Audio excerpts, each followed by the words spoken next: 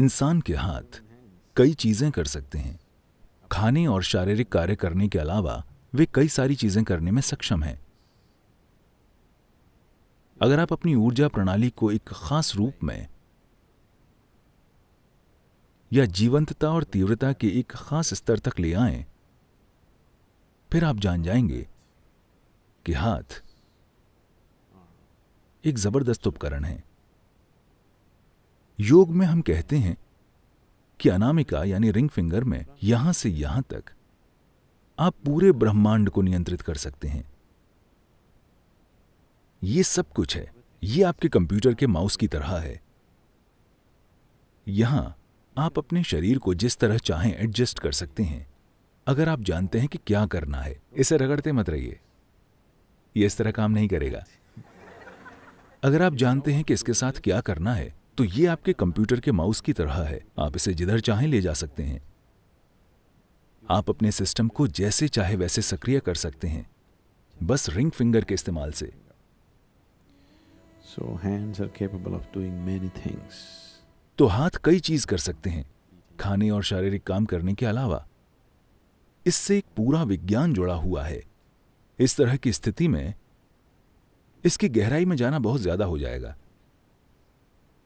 अब सिर्फ अपने हाथों को पलटकर आप अपने सांस लेने के तरीके को बदल सकते हैं। ये सिर्फ आपकी सांस के बारे में नहीं है। जिस तरह से मूलभूत ऊर्जाएं काम करती हैं, ये और ये बहुत अलग हैं। बस ये और ये बहुत अलग है। हाथ एक इस तरह का उपकरण है। दिन में कितनी बार आप अनजाने में ऐसा करते हैं? कोई भी आपसे कुछ पूछता है, आप जानते हैं भारत में इसका मतलब ना होता है। आप ऐसा करते रहते हैं और शांत और खुश होने की उम्मीद करते हैं। जीवन इस तरह काम नहीं करता। अगर आप ऐसा करते हैं तो आप अपनी ऊर्जा को अशांत कर देंगे। शांति शांति शांति वो नहीं आएगी। आप सिर्फ कब्र में शांति से सोएंगे। वाकई वो वहीं आएगी। ये कुछ ऐसा है जैसे आप एक कार में बैठें, आप नहीं जानते कि ये पेडल क्या है। आप बस जब मन चाहे किसी भी एक को लात मार देते हैं अपने संगीत की ताल पर। पता है आप कितने झटकेदार ड्राइवर होंगे? जरा देखिए, आपकी खुशहाली बहुत झटकेदार रही है ना? हां, आपकी खुशहाली बहुत झटकेदार रही है ना? आपकी शांति, आपकी खुशी, आपका सब कुछ झटकेदार है। बस यूं ही वो किसी भी पल ढह जाएगी, किसी पल उभर आएगी। अब आप इन हाथों को इस तरह बना सकते हैं कि अगर आप इसे यहां हिलाते हैं तो दुनिया के दूसरे हिस्से में कुछ होगा। आप कहीं और, बिल्कुल कहीं और कुछ घटित करवा सकते हैं।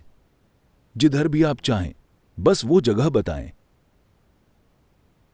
क्योंकि ये हाथ हर चीज के लिए उपकरण हैं। ये हर चीज के कंट्रोल पैनल की तरह हैं। या तो आप इसे एक छोटा सा इंसान बनाए रखें या इसे बड़ा करके एक जबरदस्त संभावना में बदल दें। चाहे जैसा भी हो, फिर भी कंट्रोल पैनल यही है।